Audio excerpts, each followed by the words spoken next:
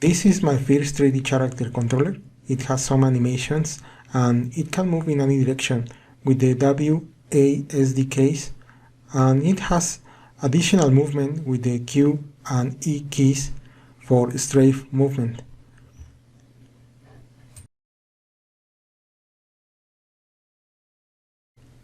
It is mainly based in the 3D character controller from Kenney, which is amazing. I also use as reference some case tutorials, which are amazing and have all the information about how to work with animations in Godot 4, apart from other very interesting tutorials that I haven't seen yet. I also use this article from GDQuest about how to use state machines. It's very good. Finally, for the scenario, I used this asset, prototype bits from Cakekit. Here you can see the structure of the nodes. Here is the view node with the 3D camera inside that uses the same script made by Kenney. The only variation is that I added the variable Y position to adjust the height of the camera. This is my very simple model that contains some Mixamo animations. They are not implemented yet in the code nor in the animation tree. Also, the bone map is supposed to be working. This means that I can use additional animation exported from Blender without the need to re-import each time the model.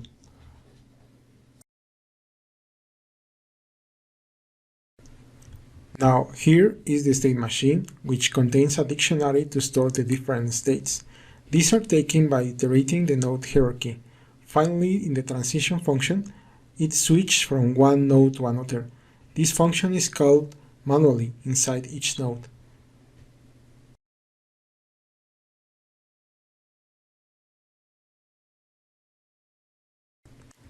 This is the script that represents the base class state that defines common variables in the nodes, and one of those variables is the state data, which is a resource.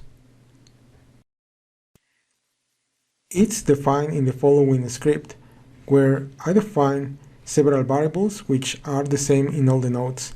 In this way, I don't have to write them manually in the code. For example, by accessing each of the states, I can use the same resource with the same node information.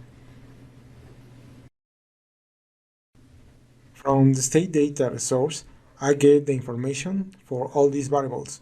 Here, some other functions are defined. This is the strafe movement.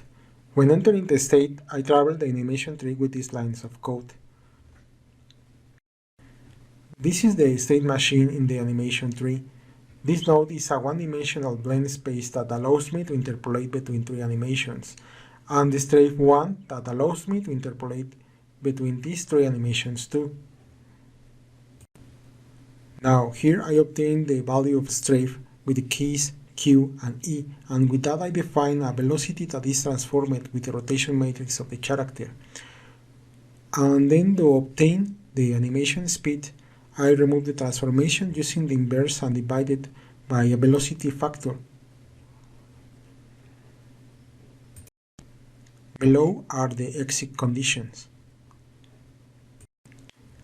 The locomotion script is almost identical to the Kenney motion script. I collect the inputs and then I rotate the velocity according to the view and apply the interpolation.